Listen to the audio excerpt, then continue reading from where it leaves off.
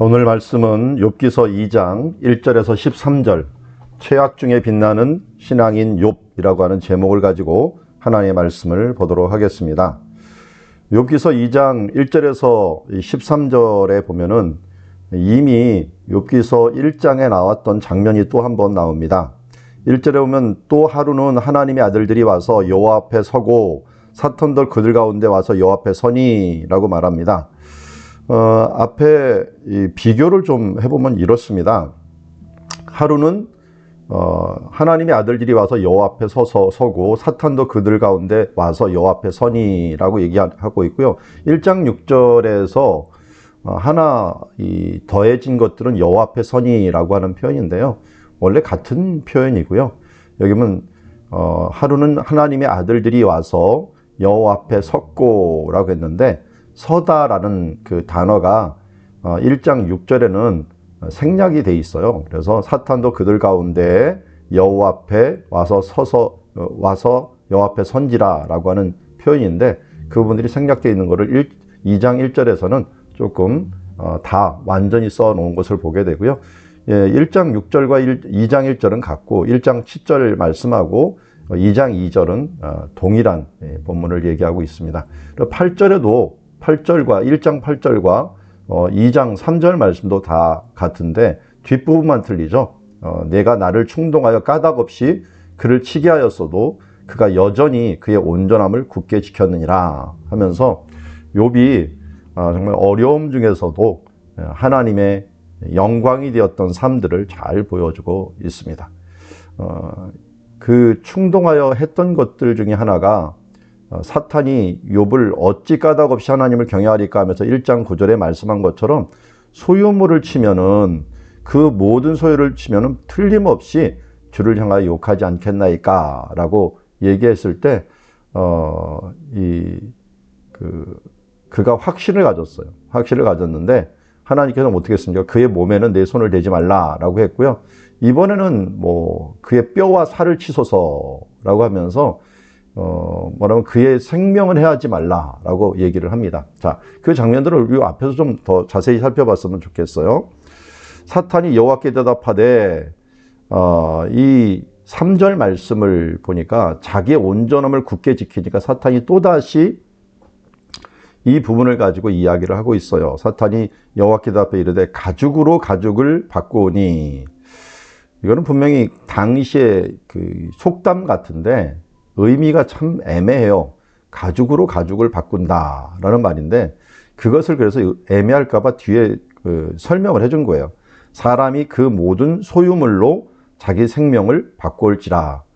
그러니까 물물교환하는 그런 사회였잖아요. 그때는 이제 돈으로 하는 게 아니라 그 사람은 그 값어치를 그 값어치대로 바꿔 나가는 것을 하는데 소유물로 자기의 생명을 바꿀지라. 또 이건 뭘까요? 우리가 간단하게 얘기하면 이럴 거예요. 소유를 얻기 위해서 생명을 걸고 또 생명을 얻기 위해서 소유를 버리는.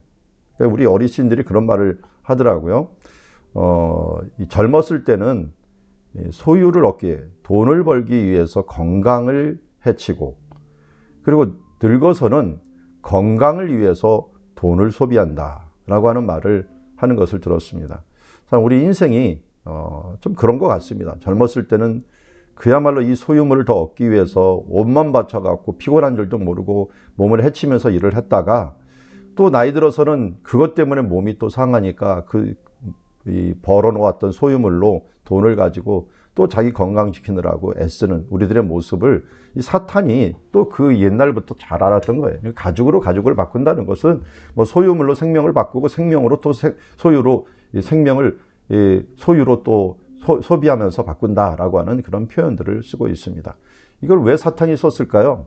5절 얘기를 하기 위한 것이죠. 이제 주의 손을 펴서 그의 뼈와 살을 치소서 그리하시면 틀림없이 주를 향하여 욕하지 않겠나이까.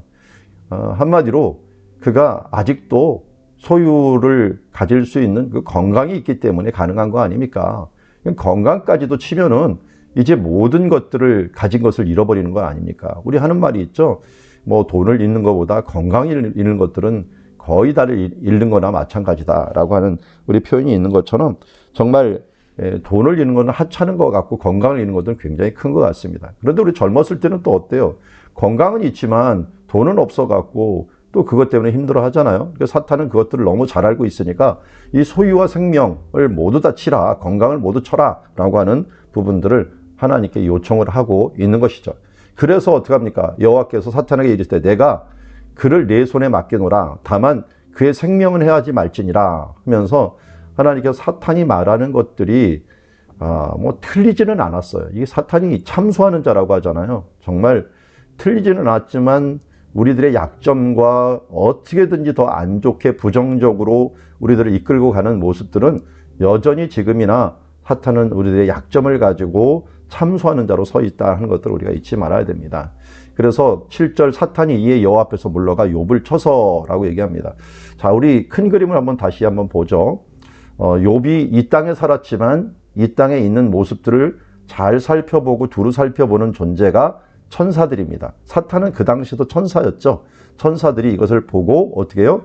우리 앞에 있는 것처럼 1절에도 말하고 2장 1절에도 말한 것처럼 하나님 앞에 이것을 보고합니다. 보고해서 그 앞에 섰습니다. 그 앞에 여호와 앞에 서 있는 모습들, 보고하는 모습들이죠. 그러면서 사탄이 어디서 왔느냐 했더니 이 땅 저 땅을 들여다면서 욥도 보고 모두 그러면 또 그들의 행동들을 하나님 앞에 다 보고하고 있는 그런 지금 천상의 세계를 이 욥기에서는 보여주고 있습니다. 지금도 우리도 이런 모습들을 잊지 말아야 됩니다. 우리의 삶의 이 모습들을 하나님께서 다 천사들을 통해 보고 계시고 이것이 하늘에 상달되어서 하나님 앞에 다 지금 보고되고 있다. 우리 옛날 같으면은 어떻게 하나님께서 이걸 다 보고 봤습니까? 그런데 요새는 컴퓨터가 나오니까요. 이런 것들은 아무것도 아니죠. 하나님 앞에 모든 데이터들이 다 쌓여 있으면서 그 평가가 이루어지고 있다라고 하는 사실들은 우리가 잊지 말아야 될 것입니다. 그리고 하나님께서는 하나님의 허락 없이는 어떤 일도 일어나지 않는다. 하나님의 주권에 대한 부분들도 여기에서 잘 보여주고 있고 하나님께서는 어떻게든지 우리들의 좋은 점들을 보려고 했지만 사탄은 어떻게 돼요? 안 좋은 점들을 보아갖고 우리를 어떻게든지 충동하려고 하는 그런 모습들을 오늘 천상의 모습을 통하여 보게 되는 것을 알게 됩니다. 그러자 이제 하나님께서 허락하신 것들이 뭡니까? 내 손에 건강을 맡긴다는 거죠. 그렇지만 그의 생명을 해하지 말라. 뭐 죽이는 데까지는 못하는 거죠. 그래서 이 시험 얼마나 힘들겠습니까? 이 7절에 보면 사탄이 어떻게 합니까? 욥을 쳐서 그의 바닥에서 그 발바닥에서 정수리까지 종기가 나게 한지라. 사탄이 제일 잘 알았겠죠. 가장 힘든 병이 뭘까? 이 종기가 나갖고 제 가운데서 질그릇 줘갖고 몸을 긁고 있는 것. 이 간지러운 것을 참지 못하는 거 우리가 모기 물려보면 알잖아요. 모기 물려갖고 아무리 그 모기 물려갖고 이게 어떻게 보면 긁지만 않아도 덧나지 않는데 우리도 모르게 긁게 되잖아요. 이거하고는 뭐 말할 것도 없이 악한 종기가 나갖고 여기 사람들 어떻게 보면 이 종기는 때로는 우리가 아는 나병으로도 번역을 하기도 합니다. 이런 나병들이 나아갖고 긁고 피가 나고 하면서 피 날 정도로 어찌할 수 없어 하는 이런 부분들을 그에게 재앙을 내려주는 것을 보게 됩니다. 근데 여기에서 저는 한 가지 발견할 수 있는 것 중에 하나는 하나님은 분명히 그의 생명을 해하지 말라라고 하는 6절의 말씀을 통하여 뭘 우리에게 얘기하냐면 사람이 감당치 못할 시험당을 허락지 아니한다는 거예요.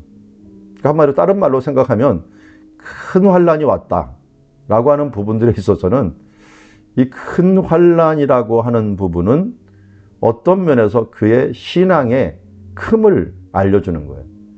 하나님이 감당치 못할 시험을 내리지 않기 때문에 우리가 믿음이 연약하면 그 수준에 맞춰서 시험을 줘요. 시험 문제를 그 수준에 맞춰서 시험 문제를 내잖아요. 그런데 우리가 하나님 앞에서 정말 높은 신앙을 가지고 있다면 또 그에 맞는 시험을 통해서 그것을 통과해서 더 높은 것으로 나아가게 한다는 것이죠. 그래서 나한테만 왜 이런 어려움을 주나 라고 하는 생각을 조금 바꿔서 욥 정도가 되니까 나에게 이런 시험을 주는구나. 하나님께서 여기 보면 그것을 통과하지 못할 것은 주지 않는다. 그의 생명을 해하지 말라라고 말했고 이 앞에서는 뭘 해하지 말라 그랬어요? 그의 몸에는 손을 대지 말라라고 하는 거예요. 그러니까 욥이 그의 몸에 손을 대지 말라고 하는 이것을 이겨낸 거예요. 시험을 하나 통과하니까 이제 하나님은 뭘 더 알았던 거예요? 그의 건강이 해침을 당하여도 하나님 앞에 변치 않다는 걸 알게 된 거예요. 그리고 이제 나중에 맨 나중에는 뭐 어디까지 가냐? 그 생명에 하는 한이 있더라도 그가 하나님 앞에 잘 이겨낼 것은 그 단계 지금 환난 가운데 성장하고 있는 모습을 보게 됩니다. 다윗이 도망자 가운데 그의 이 신앙뿐만 아니라 그의 지도력과 그의 인격이 성장한 것처럼 어떻게 보면 욥의 재앙이 심해지는 이 모습들은 그의 신앙을 더욱더 강력하게 끌어올려서 그 다음 시험들을 이겨낼 수 있도록 한다는 거죠. 그래서 이 욥에게 지금 이 생명의 위협을 받는, 우리 건강의 위협을 받을 때 물질에 대한 위협은 아무것도 아니라는 거예요. 그래서 사탄은 물질 시험을 안 줘요.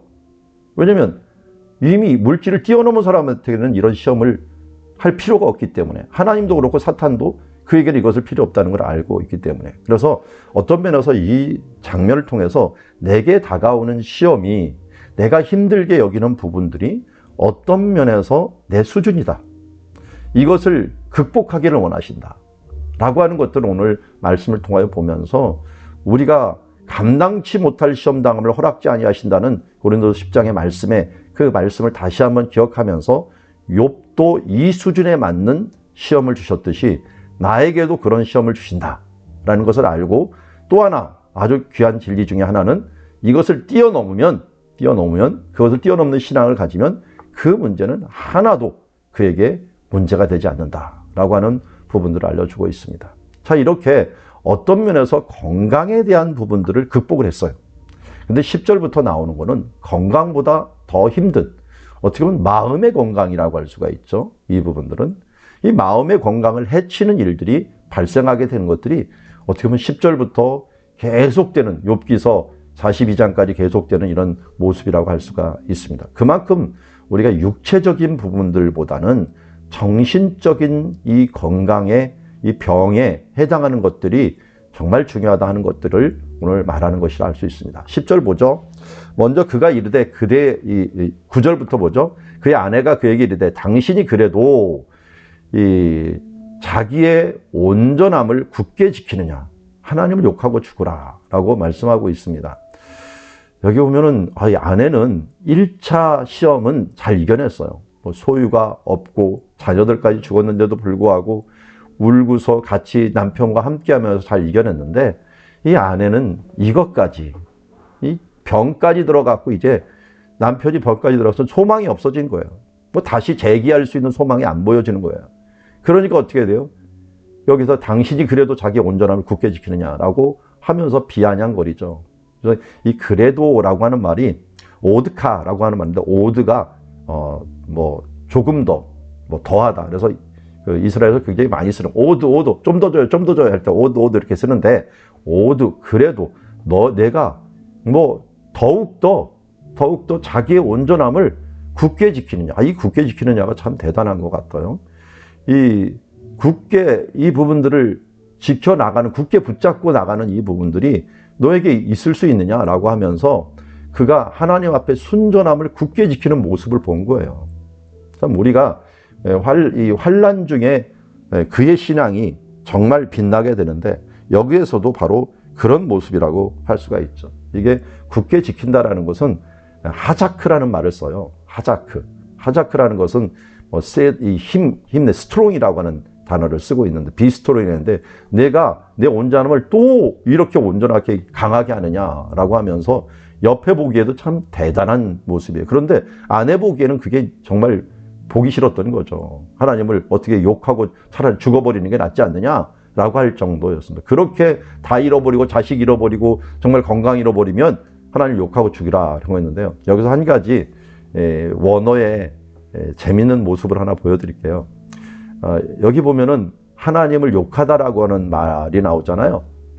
그리고 이 앞에 5절에도 그의 손을 펴서 그의 뼈와 살을 찢어서 그리하면 틀림없이 주를 향하여 욕하지 않겠나이다. 이 욕하다라는 말들이 앞에도 나오고 한 2번, 3번, 4번, 지금 뭐 한 5번 정도 나오는 것 같아요. 그런데 이 원어에서는 뭐라고 나와 있는지 아세요? 하나님을 욕하다라는 게 하나님을 축복하다라는 말로 나왔어요. 하나님을 송축하고 죽으라라고 하는 말을 나와 있습니다. 이게 구약 성경 전부 다 그래요. 그래서 서기관들, 이 성경을 적는 사람들이 어떻게 하나님을 욕할 수 있느냐라고 했고 저주를 할 수 없다 그래갖고 반대말을 적어놔요.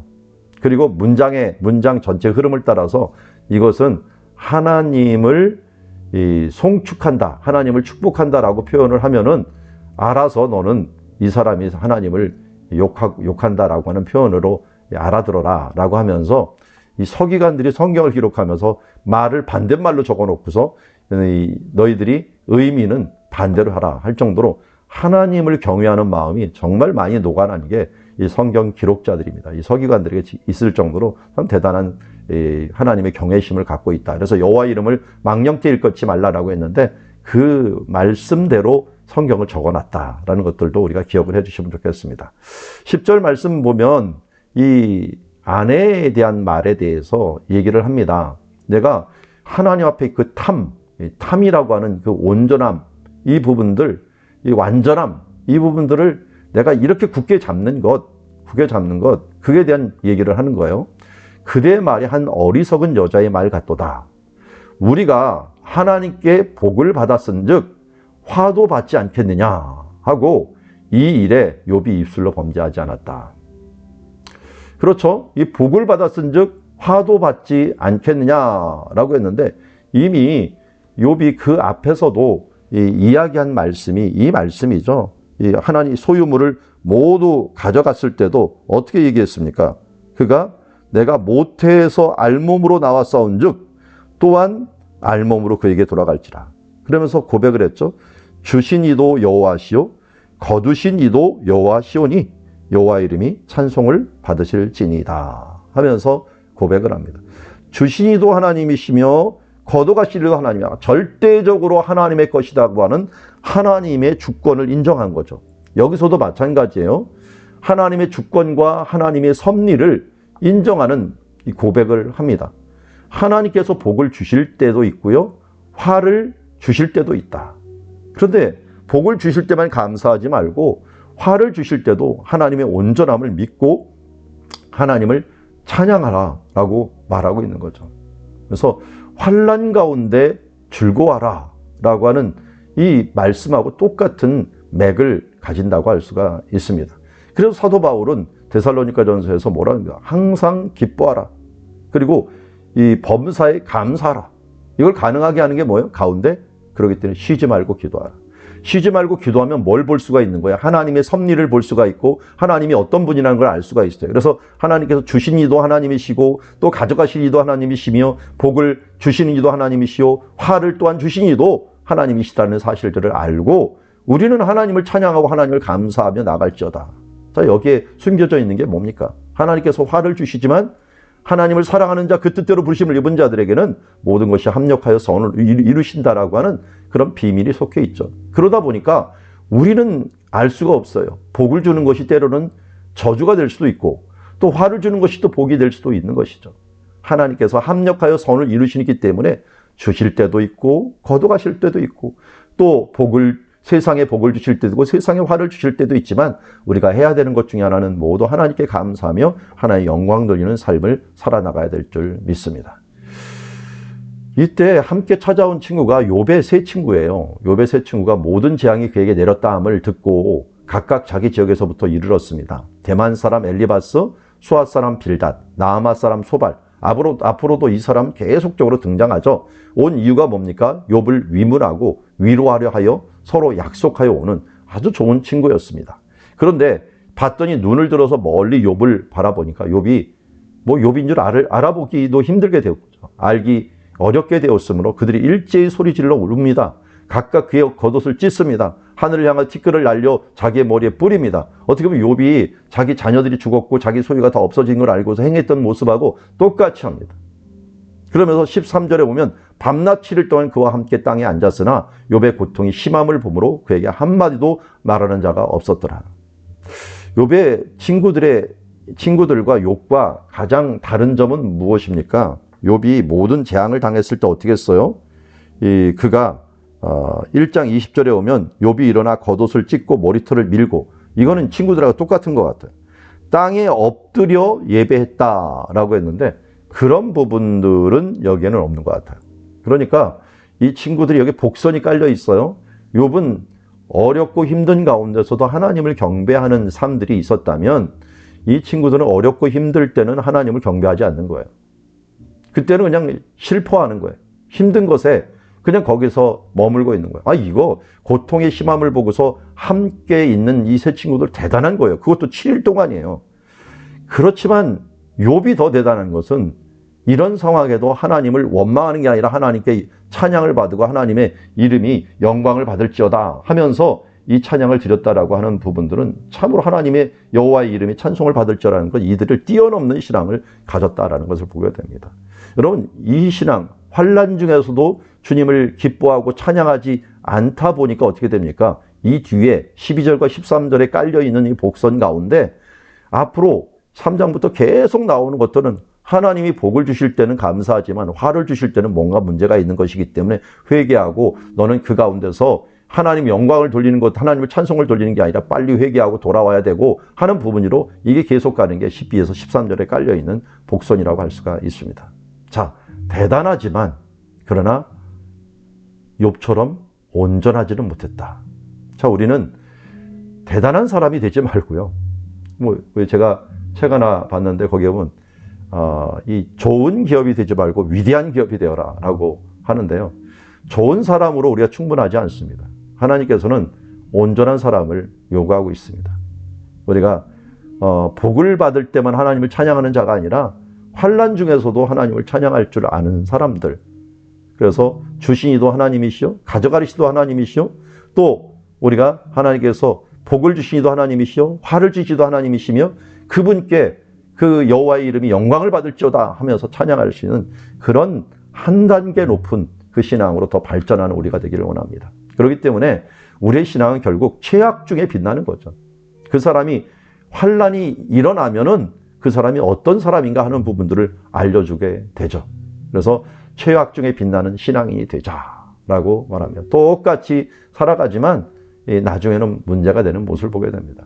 제가 1993년이죠.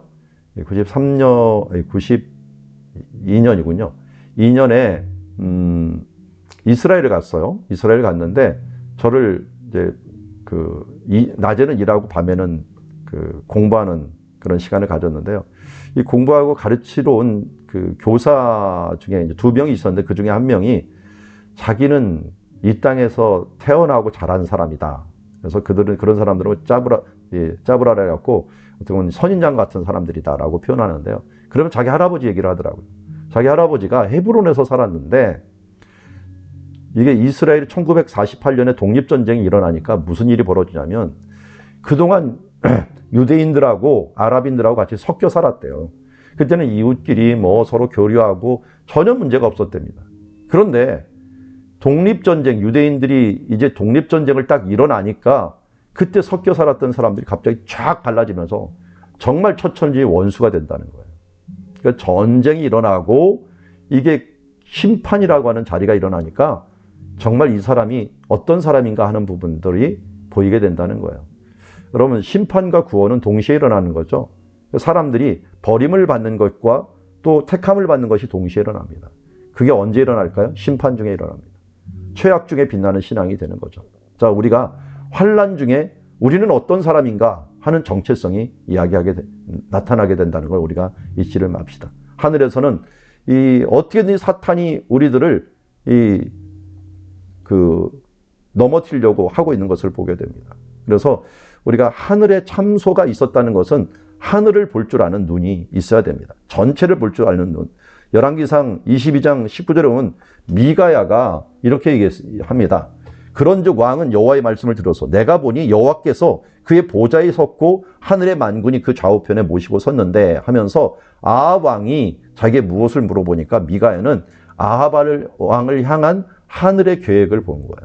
자, 우리가 하늘을 볼 줄 아는 하나님의 뜻과 하나님의 보좌의 모습을 볼 줄 아는 눈이 있으면요, 최악 중에서 좌절하지 않습니다. 하나님의 계획이 이것이구나 하는 것을 알 수가 있죠. 그리고 오늘 욥의 고백을 통하여서 주님의 주권을 인정하는 욥의 이 신앙 고백이 우리의 고백이 되기를 원합니다. 그리고 새 친구들을 보면서 고통을 통감하는 이웃들이 되는 것들 중요합니다. 그러나 여기서 또 하나 여러분 좋은 이웃이 되지 말고요. 온전한 이웃이 되기를 바랍니다.